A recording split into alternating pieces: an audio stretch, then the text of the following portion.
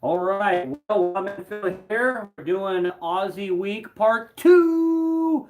That's right. We're going to talk about some more of these super cool creatures found in Australia. There's a lot of them, by the way, in case you haven't noticed. Yesterday or the other day, the first part, we did some of the lizards. Well, we are going to go to the forested areas of Australia today, but up off the ground and back onto the ground. Now I think about it. Blue tongue skink, same area. We're going to start with this cool creature here. Now, one of the view most people don't get of an Australian green tree frog. Has another cool name a lot of people know it by, and that is the dumpy frog. Dumpy frog. I'm like, that sounds like I like dump cake. Okay, that's what I think of when I hear dumpy frog.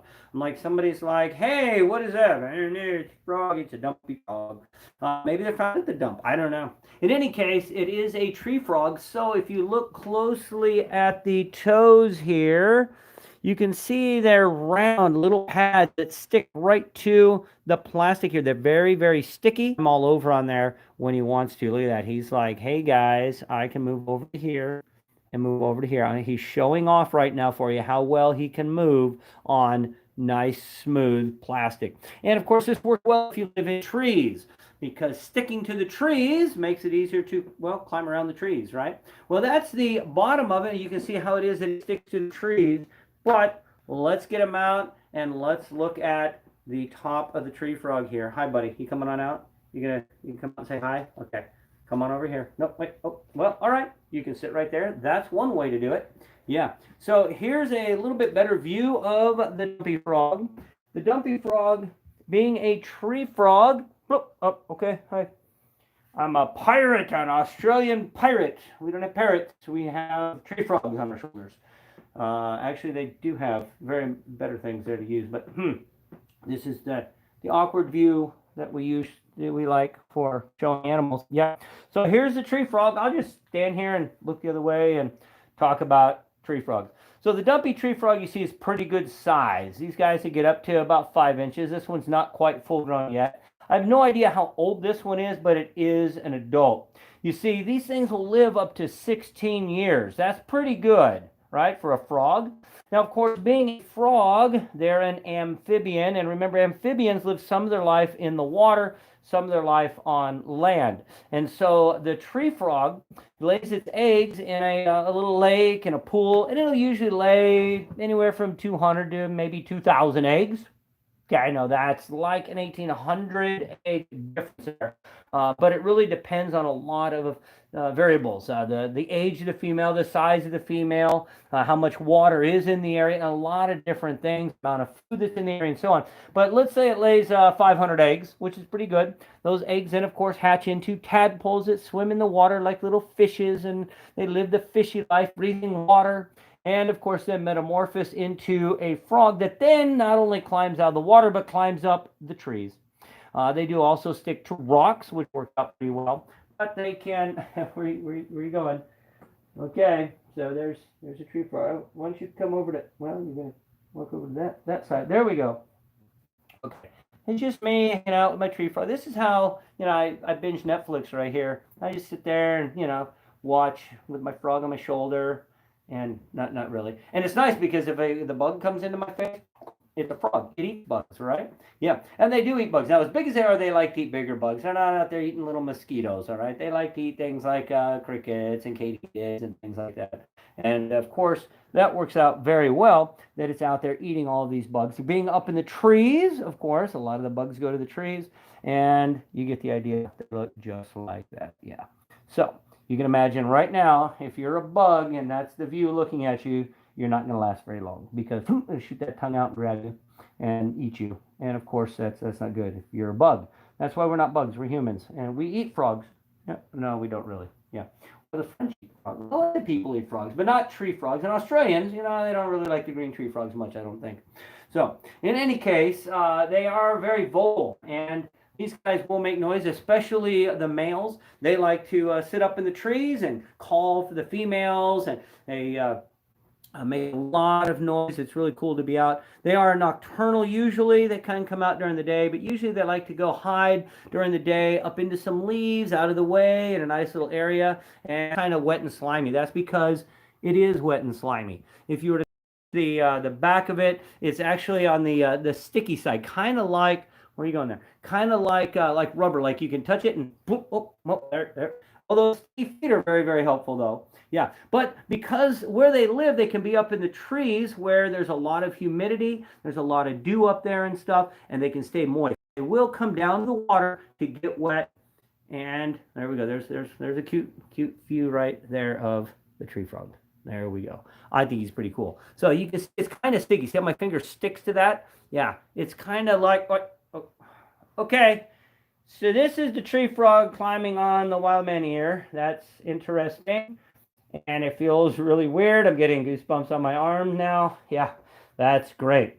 Okay, well, I think we've learned enough about the dumpy frog here to get the idea of what a tree frog looks like. And of course, very cool. I think a very neat looking individual. They're not all this green. Some are more, a little more on the brown side. Some a little bit brighter green. But I'm going to see if we can get this one to get right back up into there. And well, that's kind of an interesting. There we go. There we go. Step. Well, see. And I was going to talk about how they jump, but then he showed you how, being a frog, he can obviously jump. There, why don't you get back into, yeah, he's like, oh, he's like the mime wanting to get the other foot. There we go. There we go. Okay. So there you go. Another shot most people never get to see of the dumpy frog. But the dumpy frog is cool and exciting as it is. Australia has other things that are just as cool, just as exciting, only bigger. This is the Australian carpet python. Now, the carpet python that you're looking at here is found in the jungle, in the rainforested areas, and the jungle carpet python looks a little bit. There's a few different types and locations you can find them. So the coastal carpet python looks a little bit different. It's more of a yellow and works out very, very well. This guy lives in the jungle. Now this one here is pretty good size. Let's see if we can show you. He's just almost as long as I am tall. This is actually for an adult, kind of on the medium size. They'll get to be almost 13 feet long. That's right. I think the world record is just over 12 feet. So it gets to be a pretty long snake. And as big as it is, it likes to eat bigger things than, say, just mice. Now, they do like to eat mammals, don't get me wrong, but they also will go up in the trees. They're great climbers. They like to eat birds. They will eat lizards, like the blue skink. He likes to burrow down underneath and hide and get away. This guy is usually going up in the trees, but on the ground, and he will eat a lot of the bigger rodents they have there. In fact, some of the carpet pythons have been known to eat things like wallabies. Yeah, think about that. So this guy's out there doing a lot of good, eating those mammals.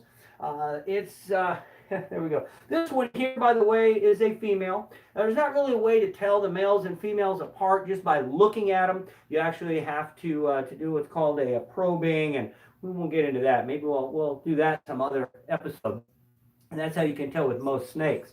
If you were to come across this guy in the wild, it's not going to just let you pick it up and hold it like this. Yeah, this one here has been in captivity its whole life. It's used to people. It likes people. It knows we're not trying to eat it. In the wild, not quite so much. If you were to come across this, it's going to give you an attitude. And imagine 8 foot of python attitude. It's actually a constrictor. So when this does grab onto that big fat rat in the forest of Australia, he's grabbing onto it and then wrapping its body around it. And when it wraps its body around, it can squeeze and hold on and squeeze. When it does, it cuts off circulation to the brain. Then, of course, the animal ends up dying, and then it can swallow it without it trying to get away. Now, being a python, it does have heat-sensitive pits on its face. I don't know if we can see those very well, but right underneath this lip, it's really kind of hard to see, right in there, there's little tiny holes. Those are heat-sensitive. And so this is picking up the heat signature of that rodent, and he's able to track it down and find it. And that's one of the reasons that it eats a lot more rodents than it does lizards. Birds and rodents, they're warm-blooded. Their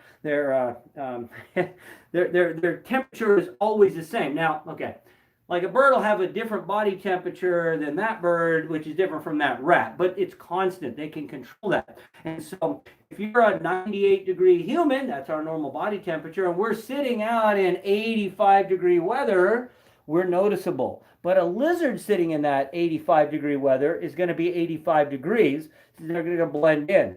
So this guy's going to have to rely on tongue. Of course, like any snake, it uses its tongue to smell, and that's how it's able to find food as well. Of course, this guy here, this gal here, sorry, being a gal, she can lay eggs. Pythons lay eggs. The eggs that the python lays are actually soft-shelled eggs.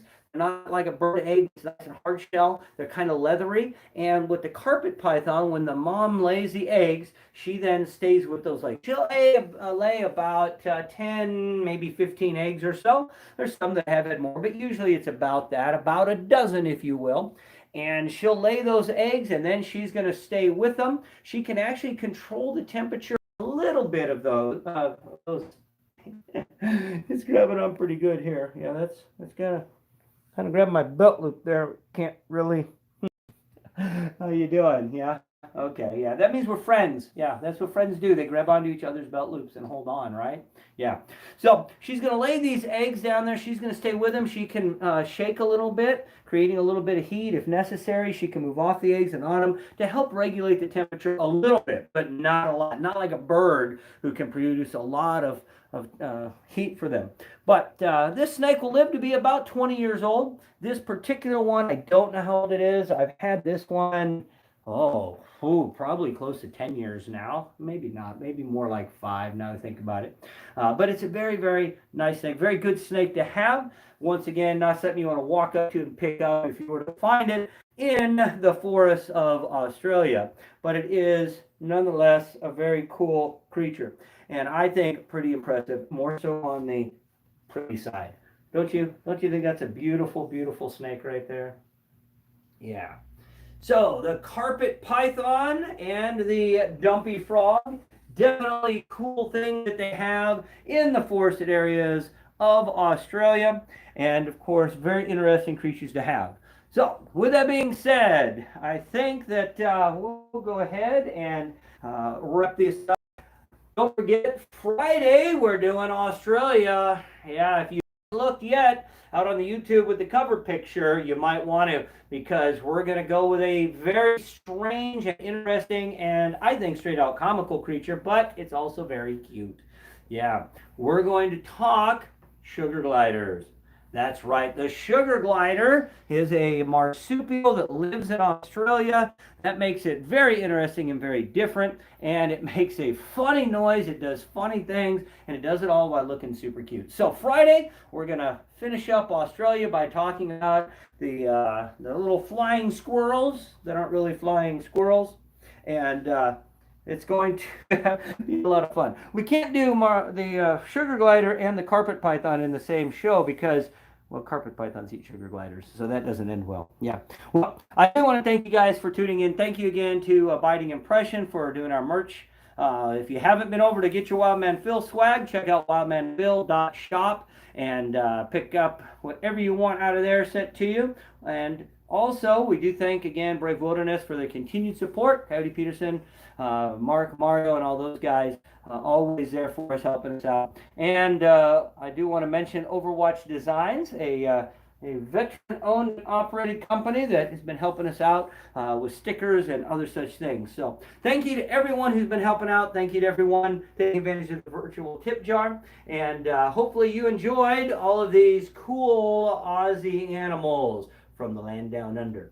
So we'll see you again on Friday morning, 11 o'clock Arizona time, right back here.